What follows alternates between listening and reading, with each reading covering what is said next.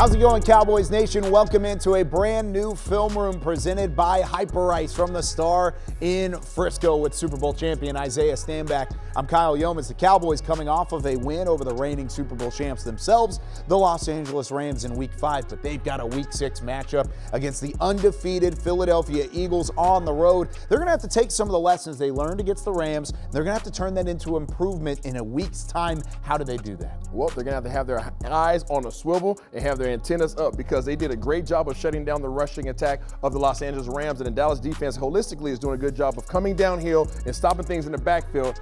However, you have to hold your horses against the Philadelphia Eagles because they run something called RPO, run, play, action, and a run pass option. And if you're a little bit too aggressive at the second level, and especially at the safety position, they're going to make you pay for it. We saw a little bit of that last week against the Rams. Let's go ahead and rewind and take a look at it. So right here, the man himself, you have Mr. Matthew Stafford, all right here in the backfield, obviously. Okay, they're going to run a nice little play action right here with Cam Akers. One thing I want you guys to pay attention to is the second level defenders for the Dallas Cowboys. You guys all step up and they go ahead and attack the line of scrimmage. When they attack the line of scrimmage, it opens things up behind them in this nice big void right here whenever you decide to go single safety. Another person that you need to pay attention to is Malik Hooker. Malik Hooker cannot get aggressive, especially in this coverage, cover 3, where Trayvon Diggs has a third, he has a third, all right, and then AB has a third. He has to stay back there. He has to stay sound. Let's see how this thing plays out. Boom, the ball's going to be snapped. Here goes a play action right here across the face. Pause it right there. Immediately, as soon as that play action takes place,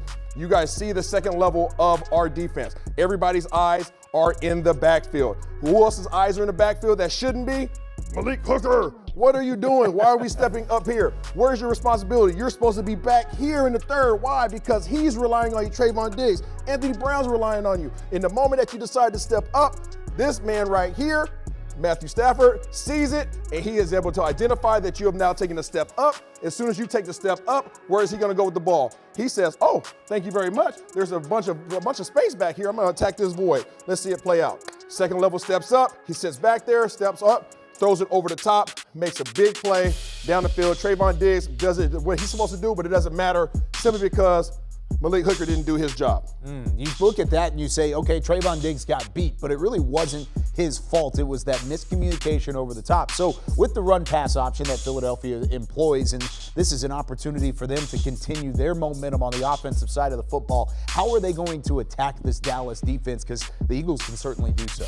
Y'all strap in, okay? Put your helmet Buckle on. up, let's roll. Buckle up. I'm about to show you guys why the Philadelphia Eagles are so dangerous and why they're at the top of the league in terms of rushing, and why Dallas Goedert and guys of that nature are making big plays. A.J. Brown, Quez Watkins, all these guys, they have a lot of weapons, and they utilize them very, very diligently. Let me go ahead and show you guys what's going on, because it's a lot. All right, so right off the bat, we just talked about how the RPO is a problem, right? You're gonna have Miles Sanders coming across the face right here with the ability for the offensive lineman to go ahead and block it up. They have the numbers they want. They can block it here. They can block it here, here, and here. They actually have one additional man right here with Dallas Goedert if they want to. So they have you outnumbered if they want to run the ball. Let's go ahead and run the motion, and I'll show you guys how they're also helping themselves out to gain the advantage. Soon as they motion across, boom, pause it right there. Again, the matchups up front haven't changed. The offensive line has done a great job of being here, taking care of these guys in the box. Where else do they have the advantage? Well, they can run the ball, obviously, right here. Where else can they go? Well, they can block it up outside because they have a swing route available to them if they wanted to. Well, where else could they go? Well, let me see here. This guy right here can come out here and screen against him. He can come on out on the whip, and then they have options here at the tight end position. Let's see what decision they decide to make on this particular RPO. Boom, right here. What you're seeing here is a play action pass. Boom, pause it right there. This was the option I was just talking about. Run it back to the beginning for me. Right there, perfect. Okay, so here, what is he looking at? I'm not sure what his actual key is, but what you're gonna see here is Jalen Hurts is looking right at this defensive end right here, okay? This outside linebacker actually. And as soon as he sees that he has a matchup on him, he immediately knows that Quez Watkins can come up here and seal off this down safety. Why is that important? Because now Dallas Goedert can go ahead and whiff on that defensive end, get out to the flat, and now you have a cornerback trying to play defense against a tight end who has a 10-yard head start. Easy opportunity for them to move the chains, first down with a little stiff arm to go with that play. Let's go ahead and rewind it again. Run it back. That was one option of the three that they have. We just talked about how they could have ran the ball right here. They could have ran the ball and had a nice run because they had numbers all day long. That would have been option number 2. Perfect. Now, option number 3 for them on this one play, 3 options on one play, is to simply just go up top and block with Devontae Smith and then get the ball into the hands of A.J. Brown. It's not the guy you want with the ball in his hands with nobody to tackle him. This is one play, everybody, where they have those 3 options. And then, oh, Kyle, I'm going to throw a 4th one in there. There's a guy, there's simply a quarterback by the name of Jalen Hurts right here who simply could have just kept the ball because nobody is accounting for him. Let him play out real quick. And you guys tell me who is accounting for Jalen Hurts right now. Absolutely nobody. Everybody's blocked.